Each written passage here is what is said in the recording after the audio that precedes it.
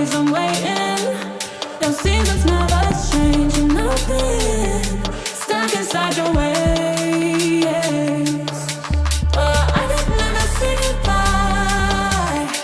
Love it when I'm beside. I don't wanna see signs. But you're breaking me down. But you're breaking me down. Oh no.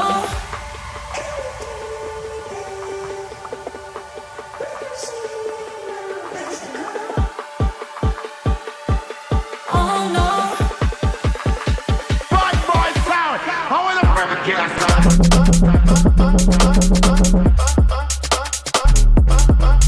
How in the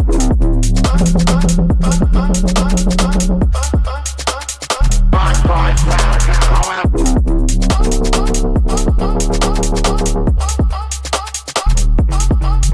How in the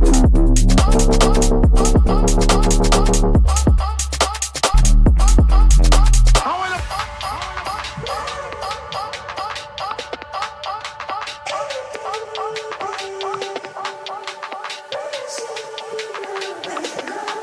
Same story every time and every place.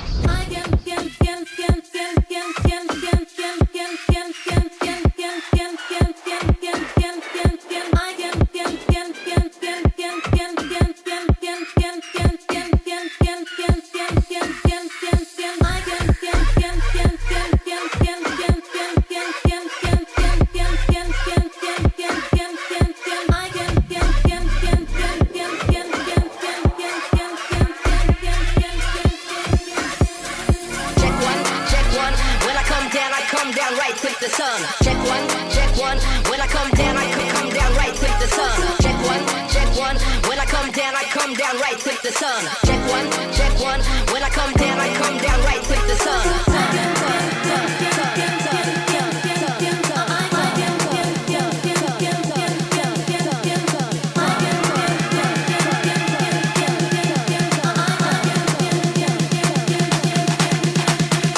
I can make it better for you.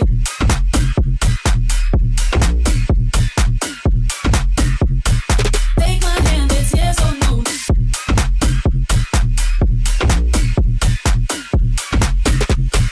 I can make it better for you.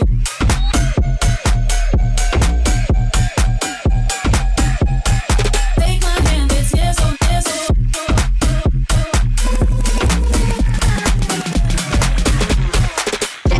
Check one. When I come down right with the sun. Check one. When I come down. Check one. When I come down right with the sun. Check one. When I come down.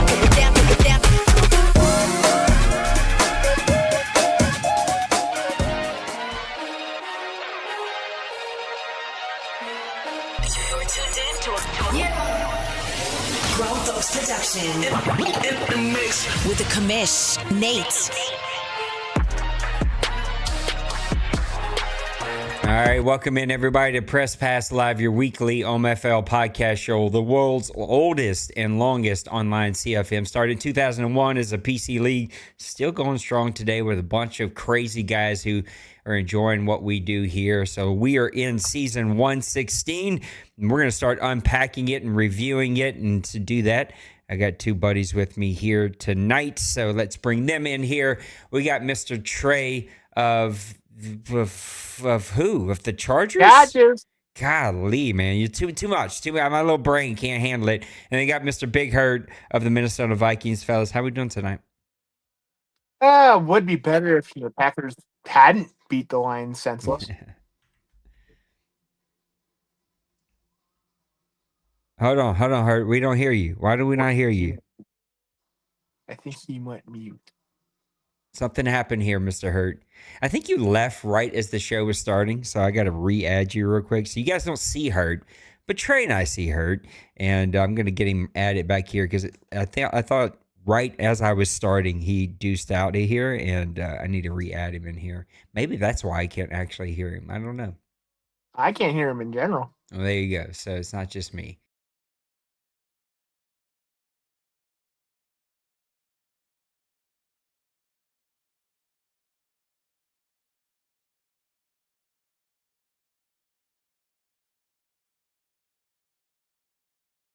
Still silent. Oh, he's giving us the finger again. Every The Sunday, I get the technical finger every. difficulties. Oh, he left again. Gosh darn! That means I'm gonna have to re-add him another time. Well, we'll give him just a second to get back in here, and then we're gonna start unpacking some of these games. And man, we got a lot of games to cover. We're already here. I think we're in the last game, or the last game just wrapped up for week number 3. So we're gonna be into week I number think 4 it's here pretty just in soon. the fourth quarter. Okay. Is that the game where we had our fancy little FPR break? Yep. All right, there you go. Read those rules, guys. It doesn't matter how small, how clear, how light I make them. We still, some reason, can't make that happen. Mr. Hurd, are you back with us? I am. Can you hear me now? There you go. Yes. We do hear you. I got to get you added back here again. So let me get you back in here really fast.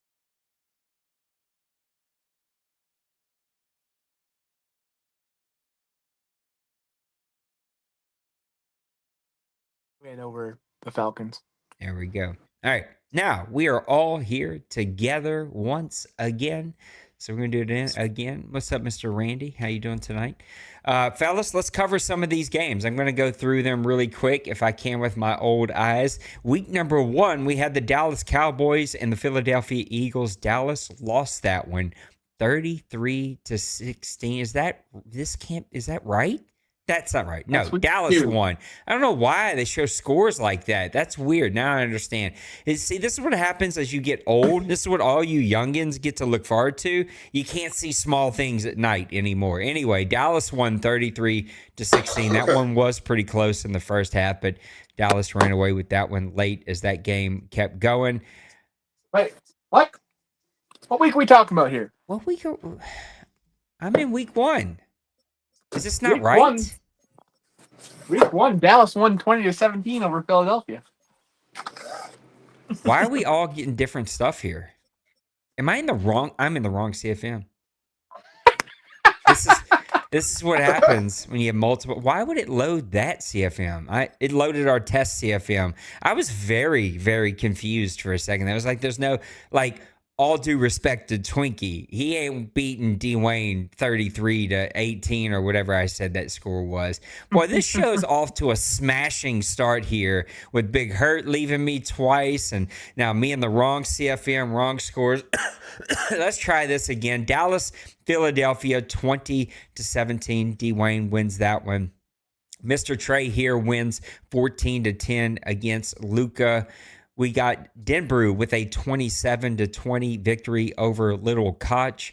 We got Penguins with a 23-14 victory over Bill and his New York Giants. We got Kobe, who's been flexing since moving back over to his Jets. He won 41-21 over Logan, who's been on a tear ever since then. We got the Vegas Raiders and J Bows with a 38-37 victory over Lost Sniper. We got Cincy Berg, who's in a game right now, Mr. Birdman, 20-10 over Kevin. We got Miami and Massimo with a 17-10 victory over Mr.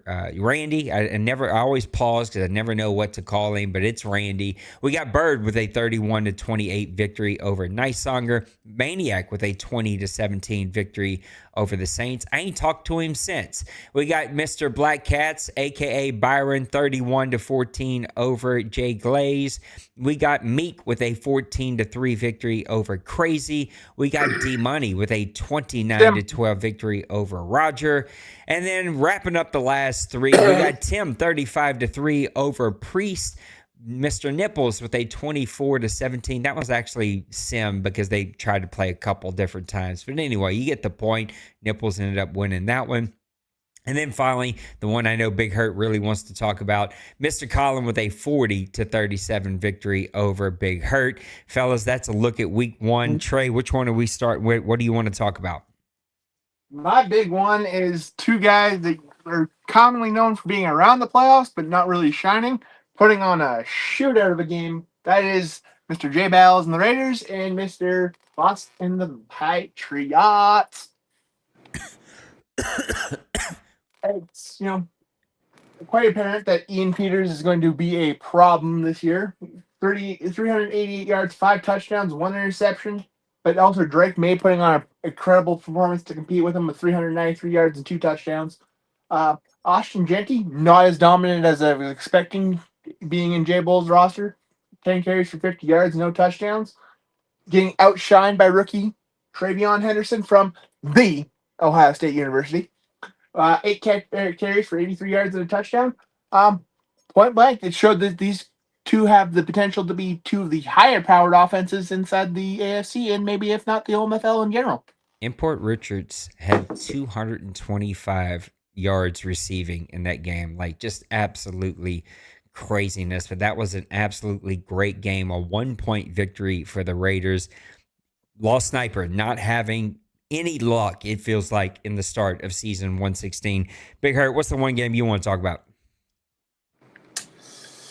There's a handful of games I think we could bring up. The one that I'm going to zero in on is two teams that I think we're going to talk about a lot this cycle, and that's going to be Logan with the Steelers and Kobe and the Jets. This game seemed to be kind of a tale of two powerhouses, but Kobe shows his dominance here with over 400 yards of offense and comes up with a big win by 20 points. And really kind of turned it on in the second half and held Logan all to one touchdown in the third quarter. But I think what surprises me the most about this is Mabry, the running back, comes over from the import, and he's averaging almost 17 and a half yards per carry with 175 yards on 10 carries. I think him, Breece Hall, Fields, Braylon Allen, that's a very, very dynamic backfield. And if Kobe gets that running game going and can utilize guys like Garrett Wilson, the tight end from LSU, Mason Taylor, and then figures out how to get some of these other guys involved like Lazard and Gibson, this could be one of our scarier offenses just because I think Kobe can manage. And giving him a dual threat quarterback, if he, like I said, is able to manage the accuracy with Fields, that's a scary tandem there, or combination with the running game that he's got in the backfield. So very impressed. Like I said, I think we're going to talk about both of these teams, though, throughout the season and cycle, because I think both of these teams are going to be present in the AFC. Go ahead, Trey. Yeah, key factor in here, though, is Marbury. Not only was he the leading rusher of the game, was also the leading receiver of the game. So you got to know Kobe's looking for him either in the run or in the pass. What up, Birdman? I sent you a little G chat. Y'all can go figure that out and let me know. But anyway, before we move on to week 2, what makes week 1 as an owner for each of you as a coach? What makes week 1 so difficult? I find it really tough, even though we have the preseason, which I do enjoy. And I wish guys enjoyed it more so we could play more, because I need a game or two just to like figure out like who do I want to put on the field. And call me crazy, but with or without overall stats, I feel like sometimes you'll find just a guy who just plays beyond his stats. Like every Madden cycle, I find one or two guys that like, I don't even care, look at their attributes. These guys make plays when they're on the field, a receiver, a linebacker, a DB, whatever. And you can't find that out unless you play the preseason. Anyway, there's my rant about the preseason over. But I find it really difficult to sort of, you got to find that rhythm in real time. And these games really count outside of week 1. So what do you guys find difficult about week 1? I think for me, the biggest thing is like managing the wear and tear, managing like the combination of having certain guys in certain positions. Like I know certain guys like to run jet sweeps or like the little bubble screen RPO plays with certain receivers in that spot. And so when you start running like a full game with your starting guys, like you're trying to figure out that rhythm.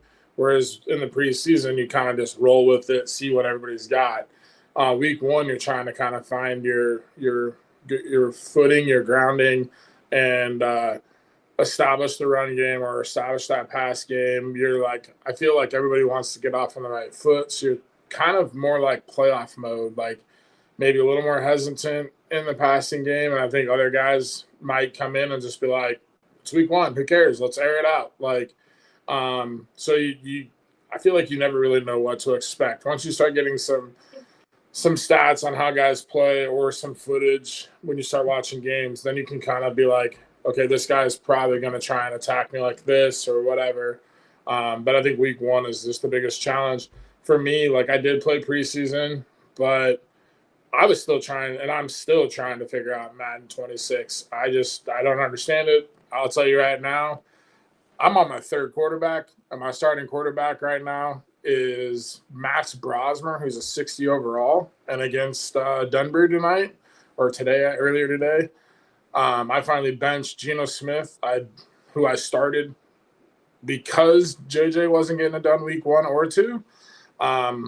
I benched and started Geno. That went south quick, so I was like, screw it. Put him in Brosmer, see what we got. And the dude went 9 for 11 for 160 yards and was throwing dots, and he's a 60 overall. Mind blown. Don't understand it. Can't explain it. I have nothing. So that's my take. Yeah, for me, it's just I'm taking over a team that I've never actually played with before. I'm taking over a Chargers roster that they went and got some pieces this offseason, and it's a new environment. I'm used to the high pace, fast speed that I had with Detroit, where I had Jameson Williams, I had Jamar Gibbs, I had all those guys where if you weren't paying attention, you were getting beat over the top. I'm playing with a team that has really no burners on it, so it's a little different. Yeah, that doesn't fit your style either. Well, let's look at week number 2. We got Washington, they 32-21 victory over Green Bay. Denver with a 41-27 victory over Nicesanger. Detroit and Chicago played in a great game. Colin comes away with a 13-11 victory over Tim. 11's always a weird score to see. We got D-Money and the Rams 42-27 over Byron. We got the Giants and Beal with a 31-26 victory over D-Wayne. I think it was his rookie quarterback took off on a run, ended up getting the game winner late in that game. Nipples with a 31-24 victory over Little Koch. My Saints with a 19-7 victory over Crazy.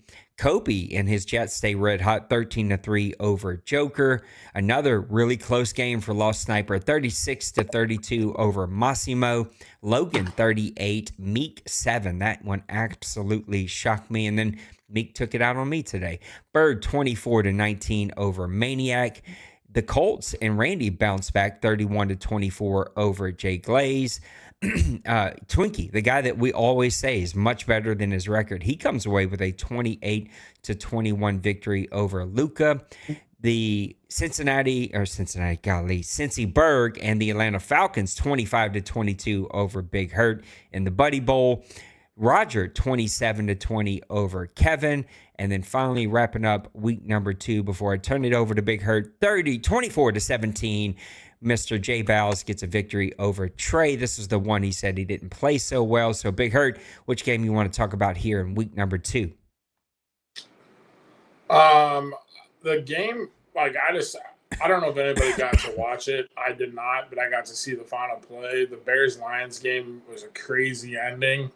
But the game that I'm going to zero in on is the Giants and the Cowboys, just because it's interesting to see early in the cycle. I still feel like D-Wayne is just D-Wayne. And this game, I have struggled, and I feel like the running game's a little more consistent. The passing game isn't as consistent, especially with I'll call it the whiplash animation. Whereas Dallas has a pretty good running game, but it's even more OP because D-Wayne brings over the stud running back from Madden 25 and brought over Faber, their quarterback. So Chance McMullen is a guy that I anticipate to have a great year. And then you give D-Wayne, George Pickens, and CeeDee Lamb. Usually he doesn't have another guy besides Lamb. So I figured D-Wayne was going to have a pretty good year 1. Bill with the Giants, I don't want to say shocks me, but kind of impressed me with this game because not the final outcome, but it was the actual play of Jackson Dart. Dart goes 18 of 25, 2 touchdowns, no picks for 270 yards, very efficient against a very good defense, but also had that big 34-yard touchdown run. So I just think that's something that you don't see a lot against a defense led by Dwayne, and Bill kind of matches the intensity and comes out the big divisional win, and also kind of sets the tone for Madden 26, letting them know that Bill's here and Bill's ready. So I'm excited to see what that division, how that shakes up, and the future battles of the Giants and Cowboys come out. But yeah, Bill played a great game, looks like, and this one was good. I take my talents here to I bring it to where we're looking at Logan again, and I take him over Meek. I think this is a tale of two tales. It's telling how Logan is going to be able to compete this year, but I think it also tells the tale of Meek. He's missing something there in Seattle this year. He's struggling out early, and that's not something we've known from Meek. It's usually playoff time Meek struggles. Now we're getting regular season Meek struggles. Um, 38-7 victory for Logan. Didn't do too great passing wise. Only had 193 yards and a touchdown. But you pretty much put a dominant run game together with Caleb Johnson, 13 carries for 48 yards and 2 touchdowns. Jalen Warren, 9 carries for 97 yards and a touchdown. And Kenneth Gainwell, 6 carries for 34 yards and a touchdown. If we're going to see this coming out of Logan, it's going to be very interesting because if you can get a dominant run game inside of what I've just experienced in Madden 26, you're going to be a problem because it's really hard to run the ball this year. So the fact that Logan was able to pick Micah Park in the run game shows signs that Logan might have just had a bad day when it came to playing against Kobe and the Jets. Let's move on to week number 3, our last one that we just finished a couple of minutes ago. I'm sure there are already games underway. We got Massimo and the Dolphins with a 23-17 victory over Joker, who, if I'm doing my math right, I think is winless. So Joker not off to the start that he was hoping for. The Bengals and Denbrew with a 28-17 victory over Big Hurt, who talked about that game just a little bit with his 60 overall quarterback. D-Money with a 34-10 victory over Twinkie. Little Koch, 26. Mr. Priest, 16. Penguins. That Commanders thing is just stuck in my head. I don't know who's over there right now. 31-29 over Jay Bowles, who is just having a really good season. He's fighting everybody to the very end. Kobe with a 45-28 victory over Kevin. Logan flexing on Lost Sniper, 41-15, a game that just ended a few minutes ago. Bird with a 24-10 victory over Cincyberg. Randy with a 31-14 victory over Byron, who started out red hot, but sort of has hit a little bit of a skid here. I think he said he was on vacation, so maybe that's kind of hard to come right home from vacation, load up, and try to play a game. Mr. Joker with a 17-15 victory over Nicesonger. Dwayne bounces back 34-28 over Colin. Meek with a 30-20 victory over my Saints. One game that I think did get played, right? Broncos Chargers is a sim? Yep. Yeah. And hopefully one of the board members, I don't know if any board members are even listening right now, but if you can, go ahead and get this thing advanced. Then we got Maniac with a 35-21 victory over Crazy. We got Beal with a second week win in a row here, 17-10 over Luca. And then wrapping up week number 3, Nipples with a 31-23 victory over Tim. Tim struggling right here out of the box. I don't know what I'm trying to say. Out of the box, out of the season, out of whatever, out of his mind of season 116. Mr. Trey, what game you want to talk about here in week number 3? I'm going to go throw it to the Raiders and the Commanders because that's a 2-point game against 2 top talents. You got to take a look into it. You have Ian Peters, who's off to a fantastic start this year, 298 yards, 1 touchdown, 1 interception. But I've taken the aspect of this. Jaden Daniels got locked down, 185 yards, no touchdowns, and an interception. That's abysmal coming into a passing offense. But the key here is Deebo Samuel shockingly moved to running back at the start of the year. Proves to be effective. 9 carries, 133 yards, and 4 touchdowns. Penland's got something going on there in the Commanders' offense because it's working. You get 4 touchdowns from a running back, add the field goal to win the game. That's pretty impressive. Also, Austin Genty should be talked about in this situation. Not the running yards you would expect, 13 carries, 55 yards, but also getting 3 touchdowns himself. Pretty impressive performance for a rookie.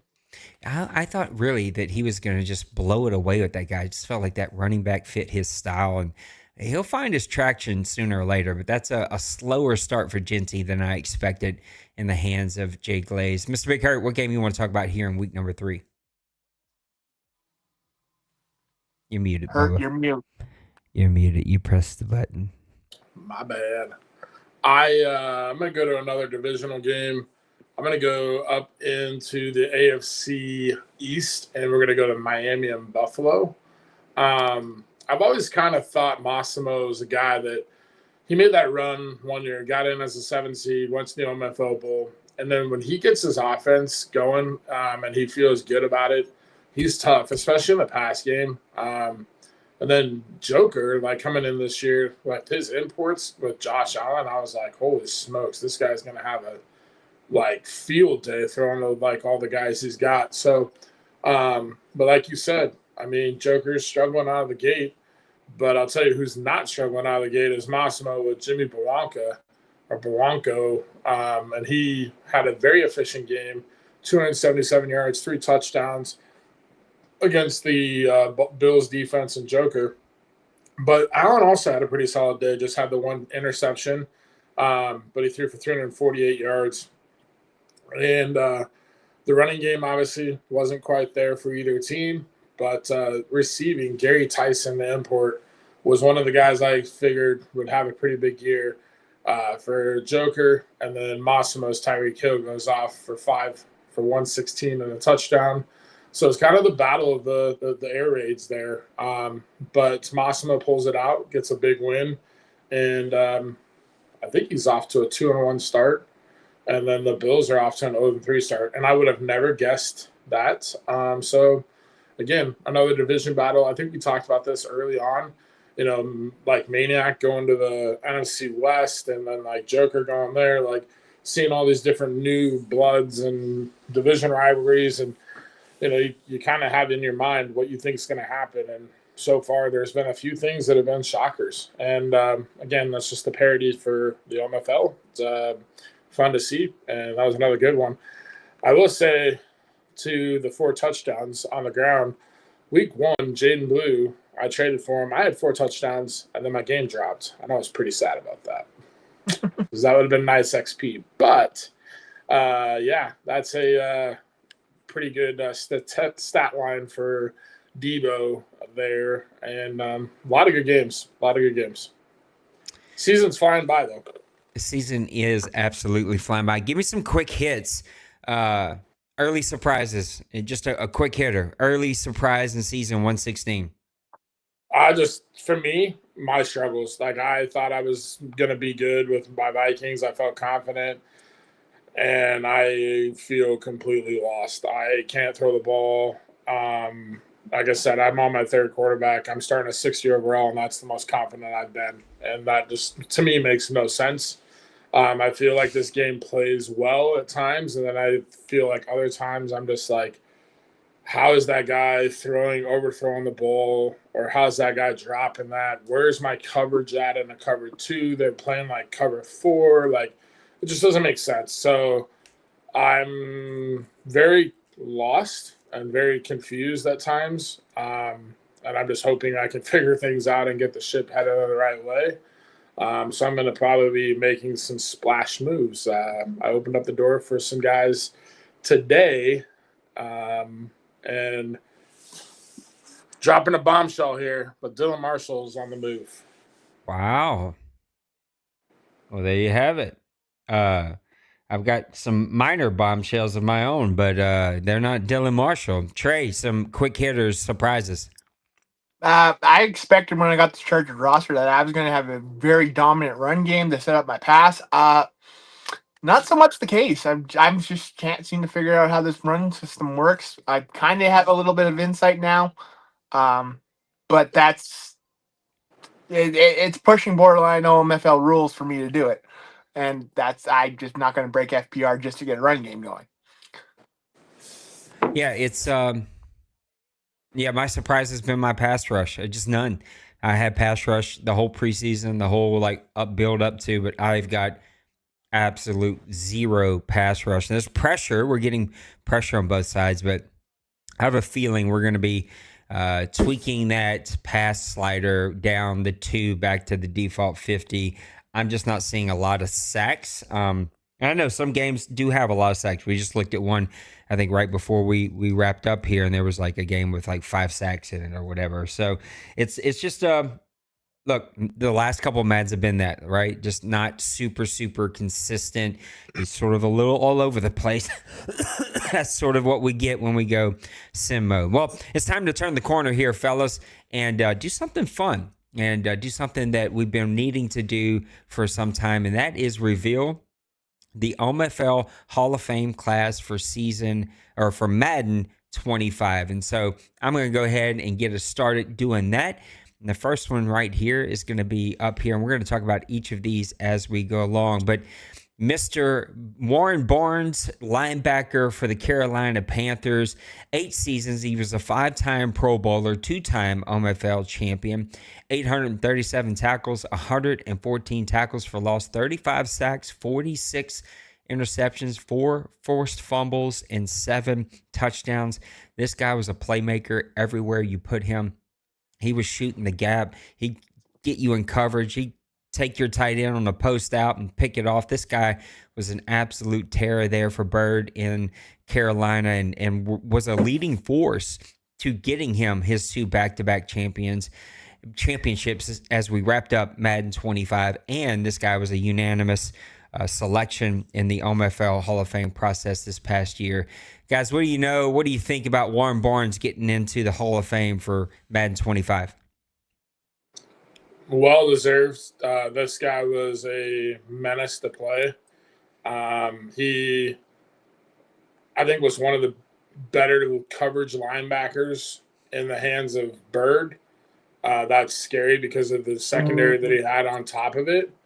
But the guy was so athletic that if you tried to run the ball, like he shot gaps, shot the edge, and just shut the run game down too. So definitely, I mean, with Bird's success, you have to have guys like that, and this is one of the guys that definitely helped him lead to 2 OMFL Bowls, and again, well deserved.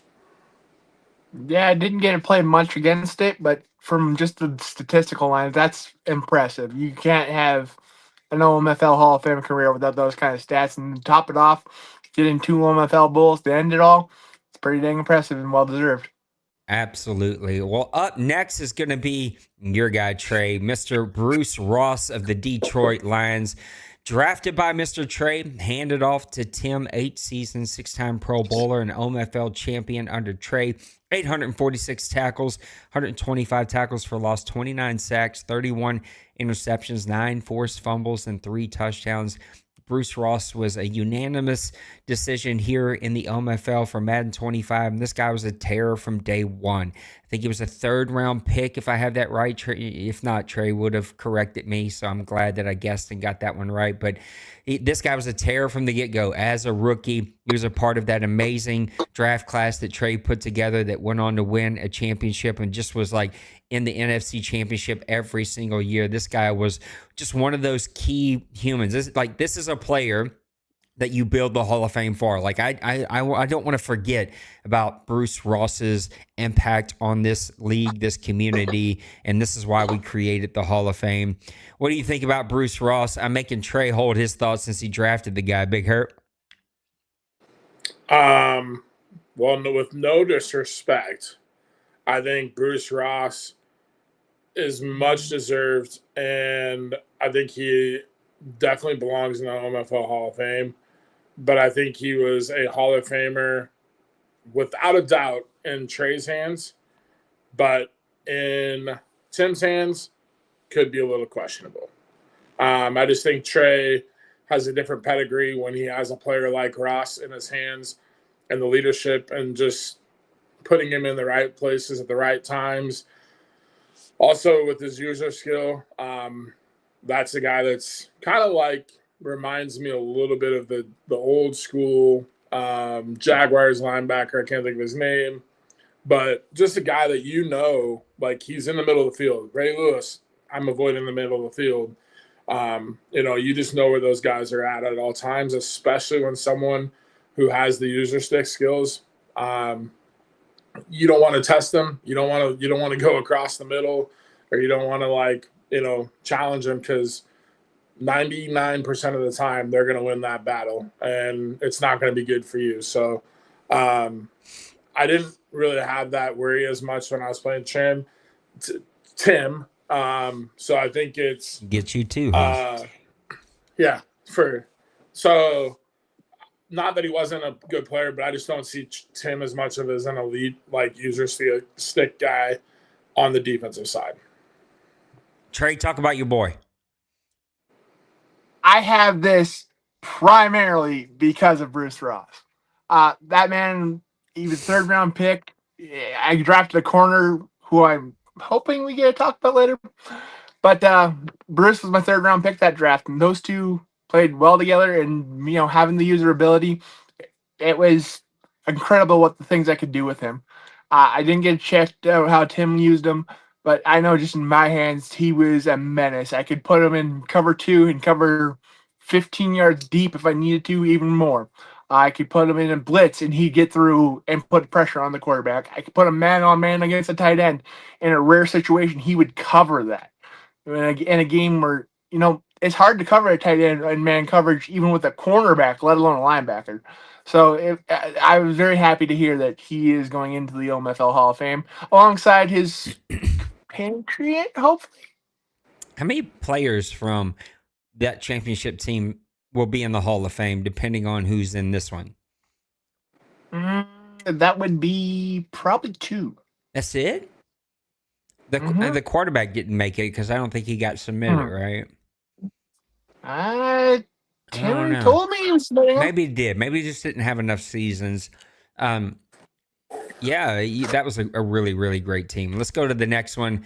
You already kind of laid it out there. Deontay Scott, number 24 for the Detroit Lions. My goodness, it got stuck in my mouth right there. Wouldn't come out. Not a unanimous decision, but he did make it in 9 seasons, 5-time Pro Bowler, 617 tackles. Really impressive for a DB. 11 tackles for loss, 45 interceptions, which make what Barnes and some of these other linebackers did really impressive. 107 deflections, 2 forced fumbles, and 5 touchdowns. Deontay Scott was able to make it.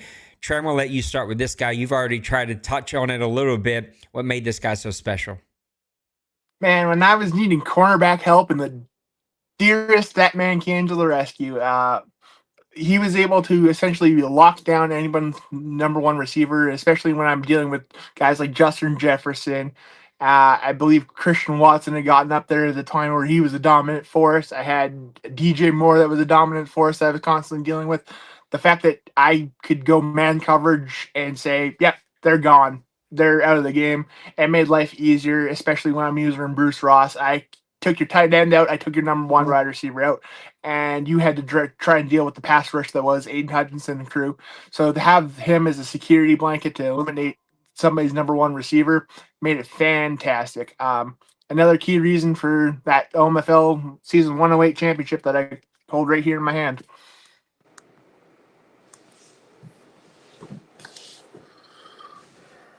Mr. Hurt? Yeah, I think guys like this, definitely corners, when you can erase a receiver off the field. I mean, the interceptions are there, and I know you touched on it, like making the linebackers. I still just think interceptions become a number that good linebackers are going to get more of, just because the way we play the game on a video game level. Guys like to run the drags, the crossing over the middle routes. So you're going to see those linebackers challenged more. If you've got a good user, the linebackers are going to be able to sit there and pick those off. Or a guy that's got high awareness or speed and play rec is going to be in the right place at the right time. So for me, I think it's just more vital to see the interception numbers from a linebacker standpoint. It's kind of expected. But a guy like Trey said, when you can play man coverage and erase a guy off the map, or play cover 3, cover 2, and play zone, and you throw it over into that zone, it's an immediately like disaster for you. This guy belongs here. Coming up next, we got Mr. Brandon DeMarco of the Houston Texans. Roger gets him one in there as a unanimous decision. 10 seasons, 9 Pro Bowls, 792 receptions, 186 touchdowns, 19,925 yards. He was a 3-time AFC Offensive Player of the Year, a single game and single season record holder here in the OMFL. Well, when we hear the name, we know exactly what kind of player this guy was. He was one of those impact players that game in, game out, regardless of Rodgers' record, you knew this guy was probably going to get his 6 to 10 receptions, his 90 to 120 yards, and his at least 1 to 2 touchdowns. DeMarco was an absolute playmaker. Big Hurt, what do you think about DeMarco making it into the Hall of Fame? As I've said before, this is another one that belongs here. Any success that Roger did have was because of this guy. Rodgers' game plan was to take deep shots, stretch the field vertically, and this guy was that.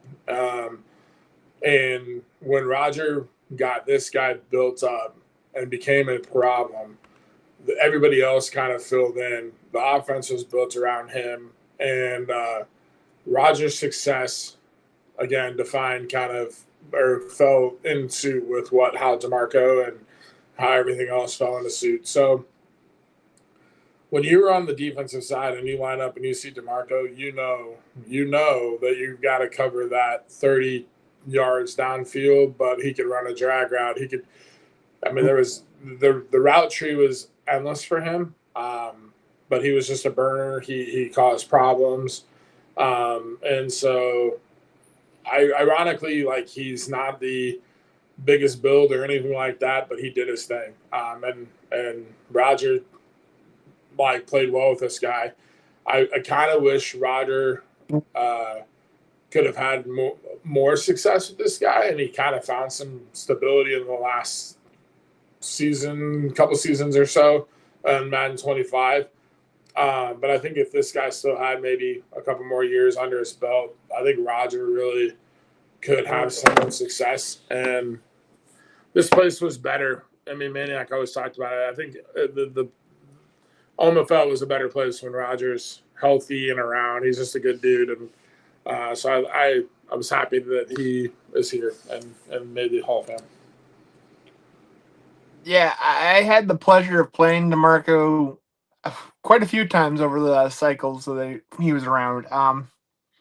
He was a problem. Like, I would double team him, and I would have my guys backed off, and he'd still find a way to beat him. He was that kind of a player. He was a game changer on the offense.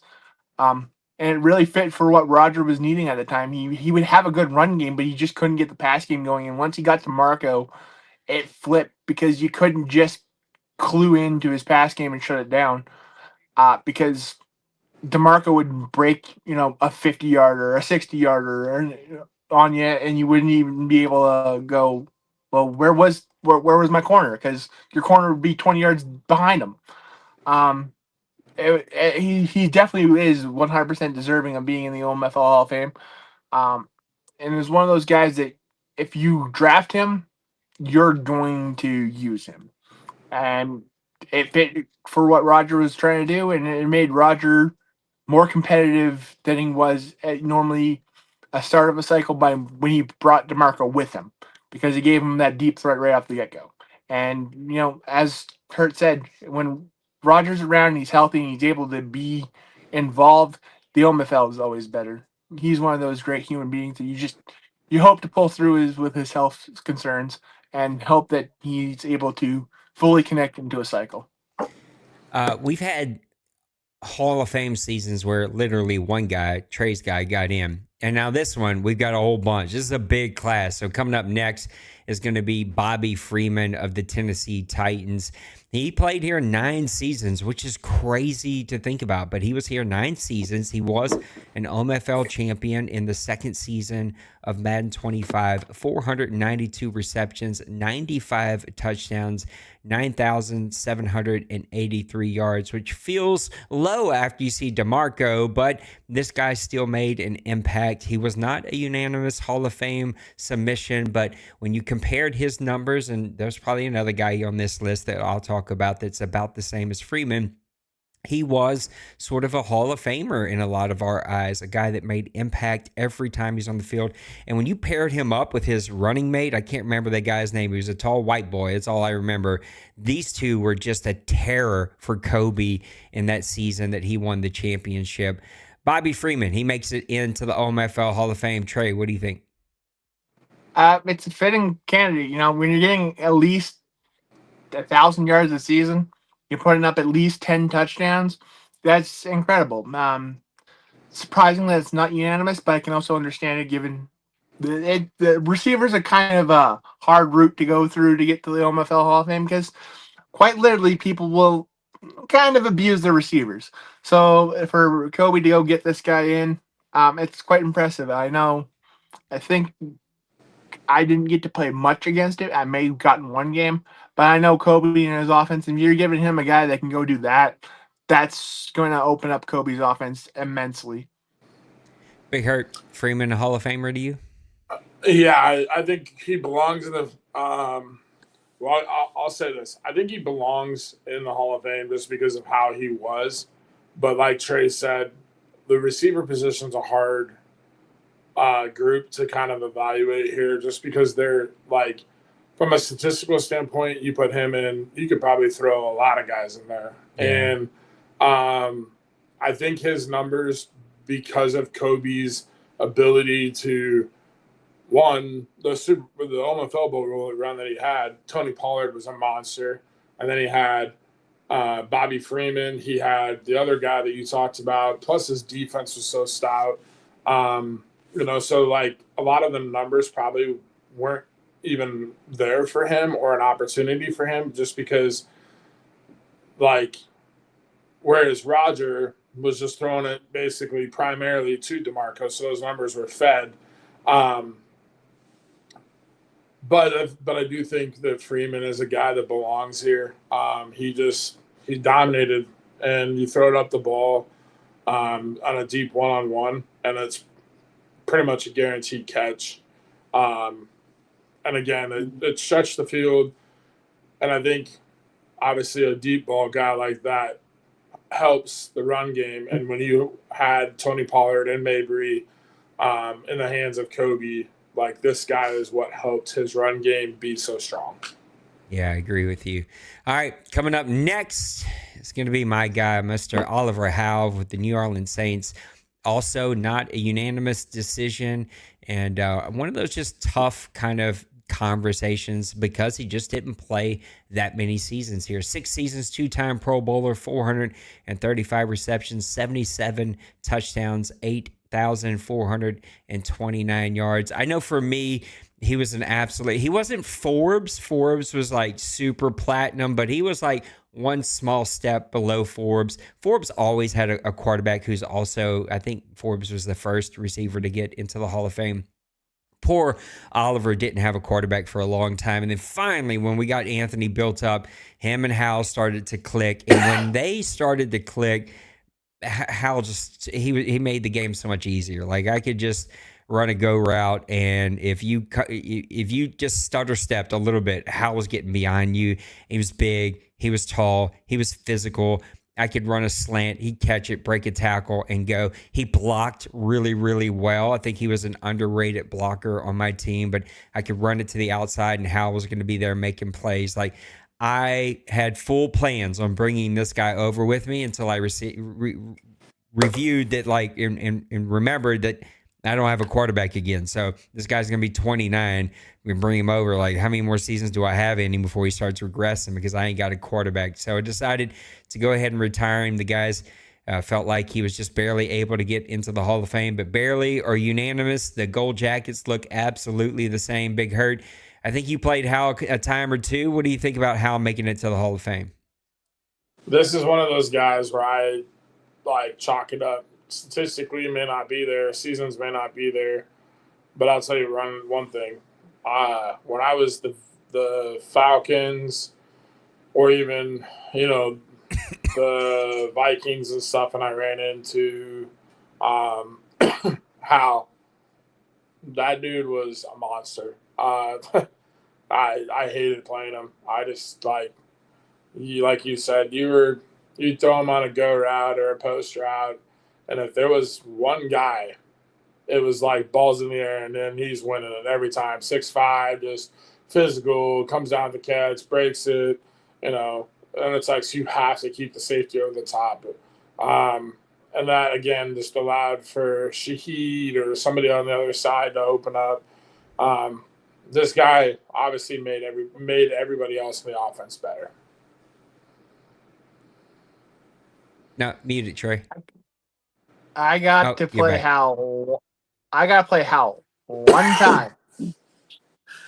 I played that game. I got out of that game. I immediately knew I was checked out of Madden 25 because I could not do anything to stop him. Statistically, the numbers ain't there, but he it's not a matter of the statistics is the reason he's going into the Hall of Fame. It's how much he was important to the Saints offense. I know. Like, he was just a menace. You could not stop him. It was almost like he was rewatching Calvin Johnson highlights from what I saw. He was that much of a game changer. So, yes, the statistics aren't there, but the impact that he had on the Saints offense is the sole reason that he deserves to be in the OMFL Hall of Fame. Yeah, and one of those 6, he was hurt for like 75% of the season. So it is what it is, but it's good to see that Hal is going to be remembered in the Hall. And then I think this is going to be our last one. We may have one more. I think this might be our last one, but Mr. Maniac got Adrian Shepard. He was a Falcon and a Buffalo Bill, so we tried to honor that with these 2 photos that you see here. 11 seasons, 824 tackles, 18 tackles for loss, 79 interceptions, 83 deflections, 15 touchdowns, and 1 punt return touchdown. He was a unanimous selection into the Hall of Fame. I got my little bit of a taste of him when he was there in Atlanta, and then thankfully he followed Maniac over to the AFC, and this guy is an absolute stud of a player that I'm sure a lot of people are glad they don't have to watch play there in Arizona. Trey, what do you think about Adrian Shepard making it to the Hall of Fame?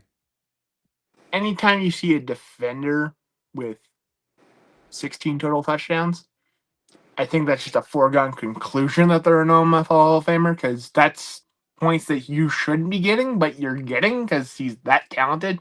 Add the deflections, add the 79 interceptions, which I think in NFL history is like the NFL record. That's foregone conclusion. No Hall of Fame right there. Never mind add the TFLs, add the tackles, add the fact that he played 11 seasons.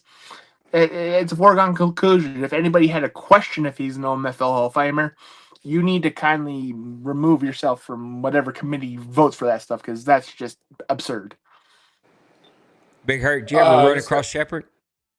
I'm pretty sure this guy played on 3 cycles. I think this guy, I think it was 3 cycles because he got drafted in end of 23. He played all 24 and all 25. This guy was a problem. Like, I can't even begin to tell you. Like, when he was in Buffalo and he had him, I had. I was the Falcons, and I ended up trading for the Vikings, like in the mid-cycle, when Neissanger wanted to go to Jacksonville and get rid of his favorite team. And I was like, oh, yeah, I'll trade and play the Vikings, a team that I was like interested in having Justin Jefferson. And I remember going into that game, and I was like, Justin Jefferson, my dude's like, that's Jay Jettas. I'm good. Bro, I can't even begin to tell you the frustration I had. I threw the ball and it was like, pick. Like 77 picks. I probably had 15 of them in that one game, it felt like. So Yeah, I think he legit had 3 picks in that game against me, and I was trying to get the ball to Justin Jefferson, and it seemed like he was open. And Justin Jefferson's like separation and route running, he like was there, and then all of a sudden I throw the ball and it's like Shepard's a step or two behind, and he was so fast and so lengthy that he would just like undercut it, pick it off, and I was like, where did the dude come from? Like, it was just, yeah, this dude was, again, probably the same thing as Hal, one of the most frustrating players I've played. But obviously on the other side of the ball, and I avoided that side of the field when I came out and saw Shepard was on the right or the left. I'm like, yep, not going over there. Shepard was an absolute impact player, and playing that many cycles, that many seasons, just shows how big of an impact he was. I think that is it. Yep, brings us back to Barnes, and that is going to do it. OMFL Hall of Fame class as a whole, one of the bigger classes that we've ever had. As we open up the OMFL mailbag, guys, any final thoughts on the class of Madden 25? I think it's a very well-rounded class. I think it's a class that has a lot of talent in it. Very well spoken for guys that had players. The one thing I like about the group of players that we put in there, it wasn't just the top of the line, cream of the crop players that won the OMFL Bowl games, because like DeMarco or Hal obviously never got there. You guys had success with those guys, but Bird has had a success at the end of it when he had his entire secondary was 90 plus, and then he had Barnes and he had Derek Brown, and the whole defense felt like they were 95, but overall. But at the same time, like when you look at that, through the ups and downs, even when your team struggled, Nate, like Hal was effective. Or when DeMarco with Roger, when he was struggling, DeMarco was effective. You look at the Shepard, Maniac got to the OMFL Bowl with him, and then after that, he had a season or two that he struggled, but Shepard was still effective. These guys just stand out, and they were different player makers on the field.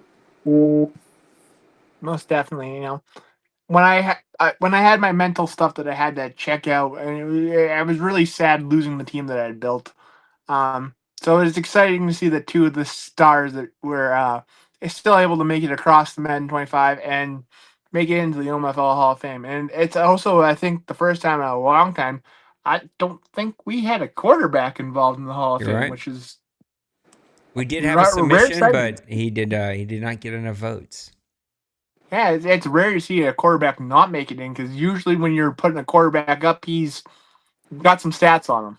Yeah, I think the quarterbacks that are in there are such a high caliber that you usually got to put in the seasons, right? Usually a guy's got to come over 2 cycles before he's ready to be voted in. Let's open up the OMFL mailbag, guys. We got 4 questions, and we're going to call it a night. It's been a good show. I appreciate y'all hanging out with me. After 3 weeks, who is the biggest surprise team for you? And that's coming from our buddy Little Koch. And I think that's going to be wide open for me. It's going to be the Buffalo Bills in a negative. Joker is such a good player, but he is a team builder and maybe just hasn't had time to build that team to fit him, even though they're very, very good. And I think on the other end of the spectrum, man, there's so many different teams that we could talk about. But I think some of the bigger surprises are going to be what Penguins is doing. I mean, not Penguins, sorry. Logan is doing with the Steelers. Like, that's a weird roster, but he's put it all together, and he's playing really, really dominant with that big win over the Seahawks. What about you guys? Who's been some surprise teams for you? For me, I'm going to go with, I'll give 1 negative, 1 positive. My positive is Kobe with the Jets right out of the gate. I feel like the Jets are a solid team, have a lot of solid pieces, but I just don't know that the Jets are quite built for domination right out of the box. They have a good secondary. They've got good pieces, but again, Justin Fields is not I just feel like a championship caliber quarterback. And he's playing very well and very efficient. He's got the running game. But again, Garrett Wilson's a good receiver, but he doesn't have a Hal. He doesn't have a Bobby Freeman. He doesn't have, a DeMarco or somebody that can just, put fear in defense. So I feel like I'm shocked by the Jets a little bit. Not that Kobe can't go on runs, but then I think the biggest negative would either be I'm going to go with I'll go with Joker or myself. I really didn't think either one of us would be 0-3. I lost my safety for the entire season, my import safety week 1 for I think 26 weeks or something like that. And then just the play of my quarterback, the struggles that I've had. I have zero answers on how to what is going on. Stuff doesn't make sense, what's happening. Week 1 I played Colin, and I literally kid you not, he would just throw the ball up, double coverage, and my corners would just sit there and look at the receiver, catch the ball, and then not even go to tackle, and he would just spin around and take it for 30 yards for a touchdown. And then the game dropped, and I was like, oh, well, sucks because Jaden Blue had 4 touchdowns. But I was like, well, maybe this game didn't play and it was just an EA thing. Maybe we're going to get a reset and have a better game. Even though I hate when that stuff happens. We played game 2, and it was the exact same thing. He just threw all over me with Luther Burden, DJ Moore, Roma Dunes. I couldn't even cover. I couldn't keep up with them. And I've got 90-plus speed corners. It made no sense. Couldn't get any pass rush. Go to week 2. And then it was the complete opposite. I literally had a blocked punt for a touchdown. I had a pick 6 for a touchdown against Cincy. And we were talking, and I was like, it doesn't make sense. Nothing's making sense to me. I can't cover. I can't pass. I literally throw a hitch route. The ball goes 10 feet over my receiver's head, and I'm not even pushing the left stick. So then I was like, okay, it's J.J. McCarthy. I put Geno Smith in week 3, and I play Denver, and it was his D-line, his corners were just lockdown defense, blowing my interior line up. I couldn't run the ball, couldn't pass the ball, and all of a sudden I put Brosmer in, and I had damn near 200 yards passing in the second half with Brosmer, a 60 overall quarterback. Just I don't even know how to explain it, but then I look at Joker, and he brings in Tyson. He brings in these guys with Josh Allen, and I was like, he'll definitely be a playoff team. And to see him at 0-3 just blows my mind.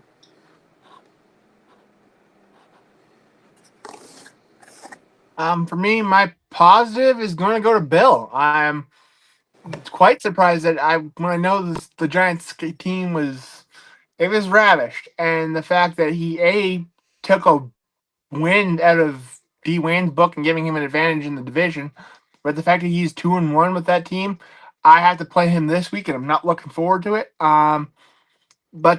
Just he's putting together the scraps and making it work. It's also, I have to give the credit to Jay Ballas, because he's doing the same thing with the Raiders. You don't have much there, but you're making it work and you're winning games. The fact that they're both sitting at 2-1 is quite impressive. My negative surprise that I didn't expect to be happening goes to Kevin. When I started to figure out that it was a passing game, I was like, oh great, Kevin's going to be dominant again. And the fact that I'm seeing him at 0-3 is shocking to me. I know last cycle it didn't work with him. He couldn't figure things out. But he talked about it in his media call. The game felt to him like he could throw with anticipation, and here we are sitting in week 4. He's 0-3. So is the game switched from the pre-testing stuff that we've done to now? I don't have the answers to those questions, but it just shocks me to see that Kevin's at an 0-3 record going into week 4. Don't look now, but the Rams are 3-0 and scoring the most points in the entire league. Oh my God! Why do we keep giving this guy a team that I guess it doesn't matter what team we give him. He's just going to be really, really good.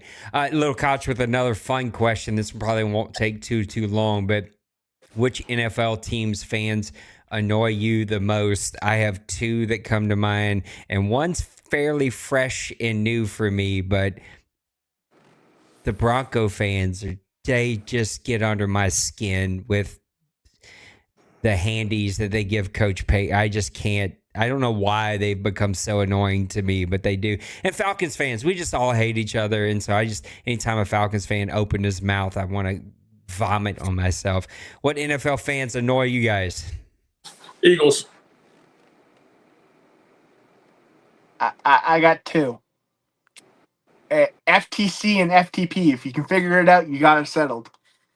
Oh, I'm not even playing that game. My brain's too old for that. Nicehanger, what team or teams do you think will make the most moves? That's an interesting question. This is a weird match. I got to be honest. I'll go on a very quick rant, but I did not want to open up trades. I think somebody's going to take advantage of somebody else. I hate not having some kind of guide. The guide that we did find is not very good. It just is what it is because I know everyone's itching to trade. It's a massive piece in a CFM, and so if you don't have it, it just feels like something's missing. So I had to open it up, but man, we need that stupid companion app so much. Who's going to make the most trades? I don't know. I think Joker's going to make a ton. I think he's itching to make a bunch of trades. Everybody else kind of runs hot and cold. Like Trey, I would say probably will make a couple deals. Big Hurt's already mentioned a couple of deals. I don't know. What do you guys think? Who's going to make the most moves out there?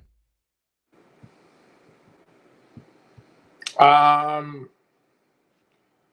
gonna say the man who posted the question, Nicehanger.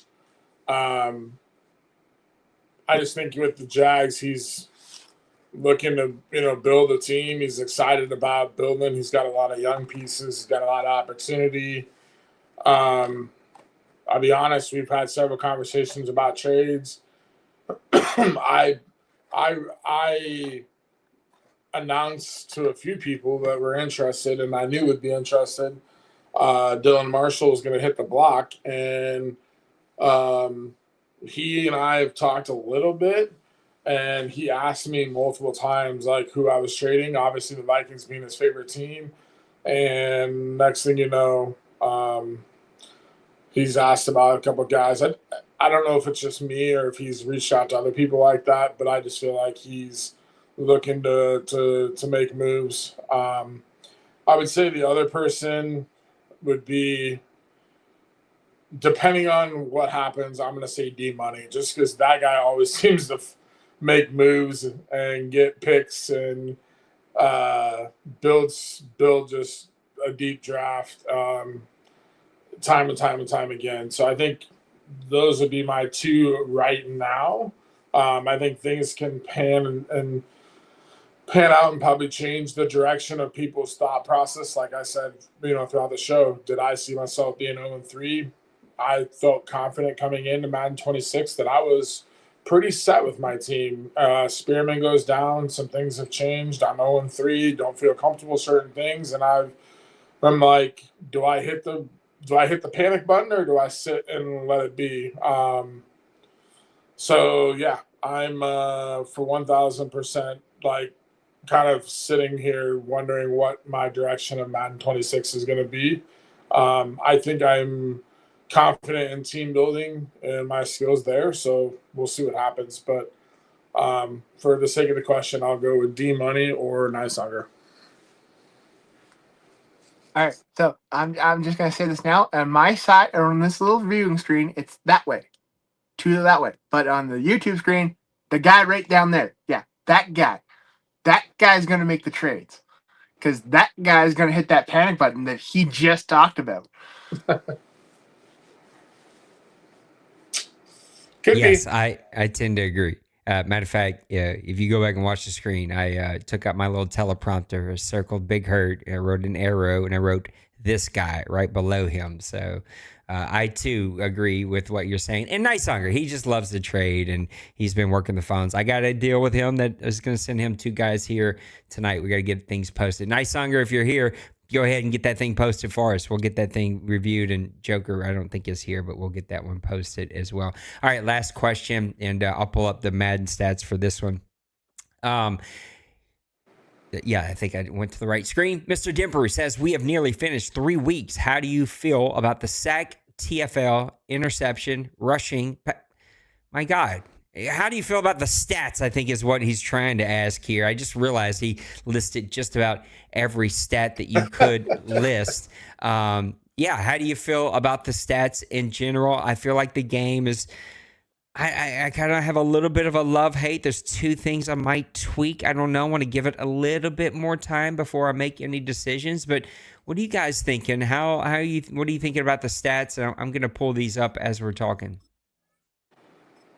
For me, I think passing's not bad from a statistical standpoint. I'm jealous that I see Drake May and Ian Peters and Blanco, and obviously just got done playing Joe Burrow, and we've already gone against Caleb Williams, so I'm wondering why I'm seeing 2 of the top 5 quarterbacks in the OMFL right now that I've already played. So I played lost in the preseason with Drake May and like whoever else he had, but honestly, I think the passing's there. I think the rushing, just the game, is different in its learning curve. I don't mind. Okay, pause real quick. I can't handle this guy's face. I wish I didn't see his face right now. What's going on over here, Trey? I just saw the freaking Vikings Jaguars trade. Oh my gosh, that could have waited. That big old jaw drop. We'll come back to that. Big Hurt, finish your thought. So I think that's there. The receivers aren't like, you're not having super crazy. The sacks, you're not like seeing crazy numbers. But the guys that are there, I feel like should be at the top. Van Ness, Hutchinson, Bonito. Again, I said earlier, I think I like the game. I think it's in a good place. But there's just like the animation, the whiplash animation, like the understanding of why my quarterback throws a hitch route on the dot. And then like two plays later, I throw like a slant and he like air mills it. Like I don't know. So I'm confused. I'm lost. But at the same time, I think that there's something, if it's a progressional thing, if it's a trait thing or what it is. But I think we're not far. But yeah. I'm quite shocked at how bad the run game stats are. That's about honestly it.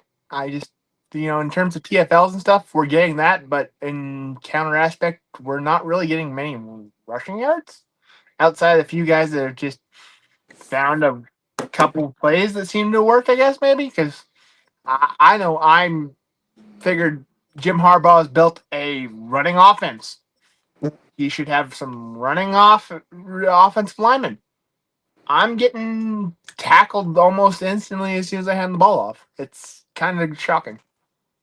Yeah, the averages look good. I mean, as good as they sort of normally look. But you're right. The attempts aren't really there for the yards, like outside of Derrick Henry's already got 50 attempts. But it's going to be interesting to see, like, do we make some small tweaks on both passing and running a little bit? The sack numbers are pretty low, I think, overall. I like the interception numbers where they are. I think both quarterback interceptions and DB interceptions, those feel right. Tackles for loss feel right. Sack numbers maybe a little bit more juice.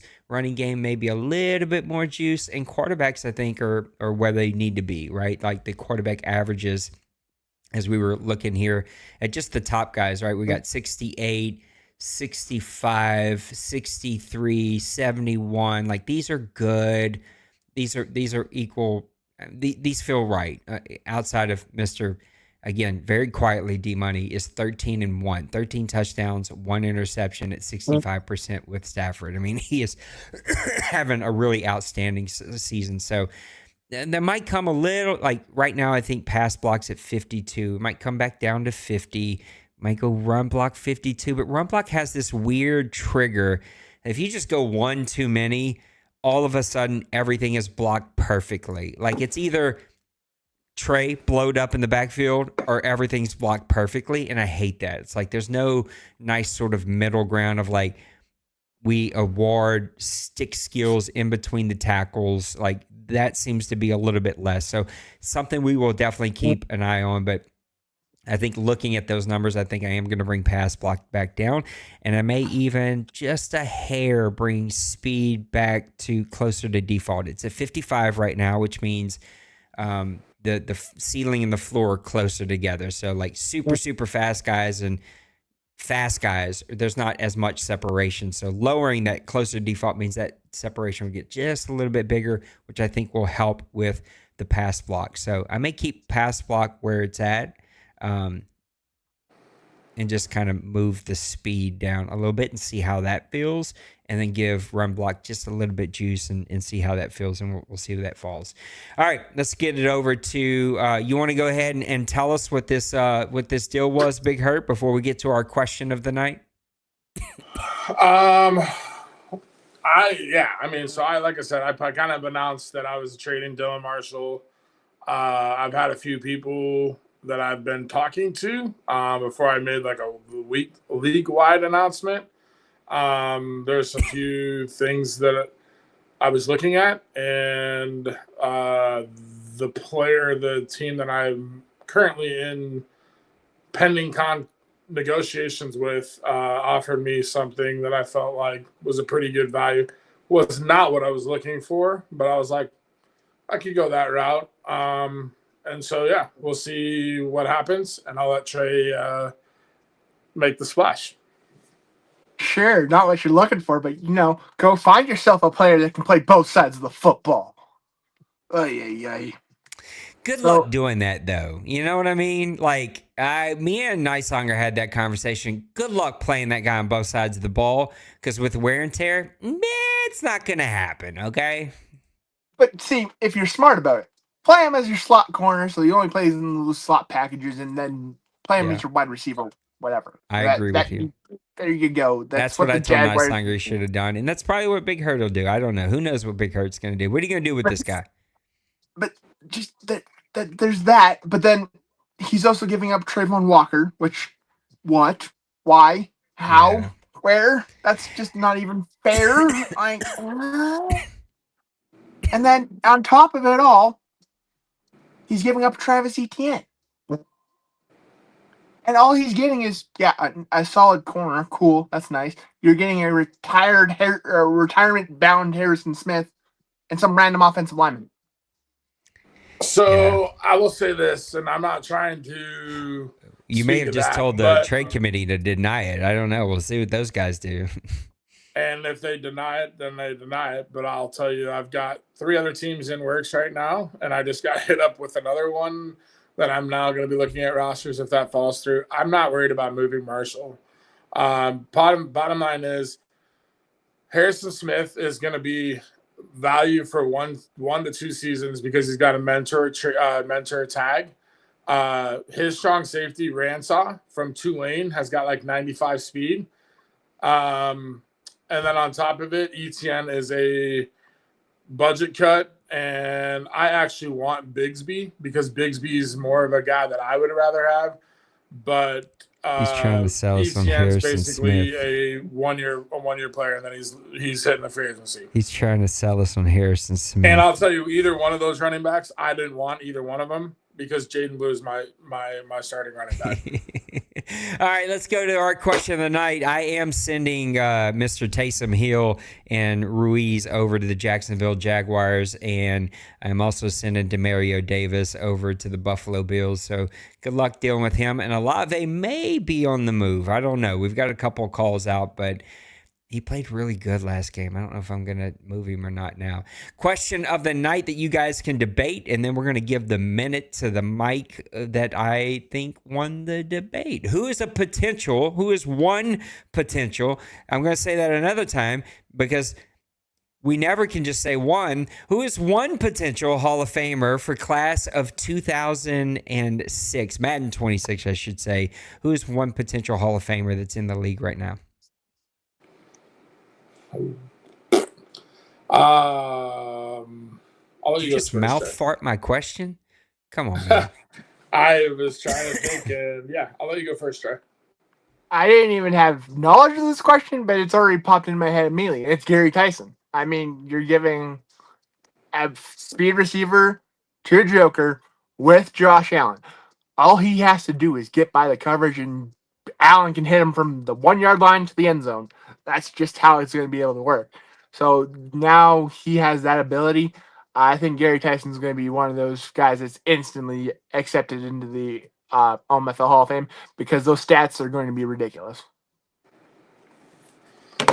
Yeah, I think I'm going to go with the low-hanging fruit on this, and the same position. I'm going to go with Earl Lowry. I think Earl Lowry's absolutely ridiculous. And one thing that I will point out is this dude can fucking truck the shit out of people too. Like, he caught the ball and ran over my linebacker. I was like, what? And he's like, I told Cincy, I said, how? And he's like, well, with all the incentives that Earl Lowry's won, he's like, I can only put XP in certain areas. So I added it to his trucking or whatever. And I'm like, okay, makes sense. But turn him into Deebo Samuel. I don't know. The dude, yeah, crazy. But with Cincy just being a high efficiency passer, the guy's 25, had an unreal Madden 25 cycle, and he's only going to get better. I'm going to go with Lowry. Good debate, good conversation, good show. But I'm going to go ahead and award it to my buddy Trey because he was here early. He was on point. He's got the stats up behind him. Now, you did turn away from the camera 9 times to talk, and I was like, come on, you got to look at the camera now. But, Mr. Trey, you got 1 minute. I even tried to stay centered for you tonight. You did? Hey, you know what? You did a really good job staying centered. You also left 3 times, and I had to re-add you back 3 times, so there was that. But you did stay centered. My iPad lost connection. Oh, okay. Oh, it was the iPad's fault. Okay. The iPad. That's right. If only Could be the Harrison Smith, iPad or could be the hotel Wi-Fi. if Harrison Smith would have set up the iPad, it would have stayed running. Trey, you get 1 minute. Take it away. It's great to have the OMFL back up and running. We're having fun. Get your games in if you can. Obviously, people have some situations where you just can't get the games in, but have some fun. Don't get too stressed out. We're not here to win competitive money like they do in the MCS. This is, us grown folks having some fun. Some of us get to play with our favorite teams. Some of us get to play with teams that they're not used to. And some of us get to play with all the teams. Hey, my mic, not yours, mine. But it's just time to have some fun. Don't take the game too seriously. And if you're taking the game too seriously, put it away. Grab yourself an 26 and come join the Grown Folk Club when we get it up and running so we can have some fun playing some hockey. Yeah. Don't waste $35 like Nate did on a hockey game that got to play 4 times. So you played more than 4 times. The game stated that you played 35 games. Good. I did have fun, though. It reminded me of those old FIFA teams that we used to do. And holy goatee, Batman. I'm jealous of the goatee this guy can grow. This guy, that thing is thick and luscious. Look at that thing, man. Guys, thank you for a great night, a great show, and a great start to season 116. I'm going to go make some minor tweaks. I'm sure a game or two has played. So let's see if I can make the running game a little bit better. See if I can get the pass rush up a little bit better. And because Kevin's in my chat crying, and I've had board members yelling at me about it, I'm going to see if I can give it a little bit more time. But I'm pretty stubborn to this 12-second play clock because it keeps all of you who try to be sneaky and quickly make adjustments before they show up on the screen and anybody can see. I know who you are.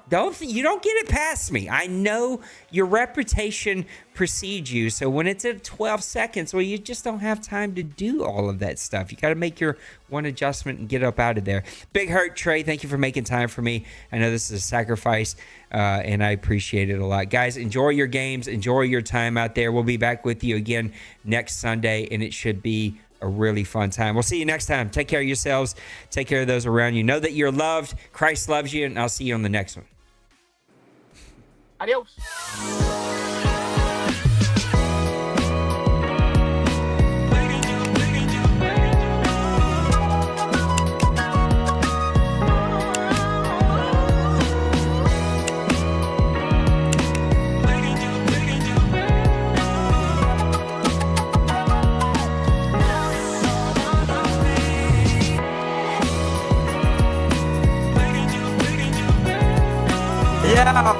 Smash that like and subscribe.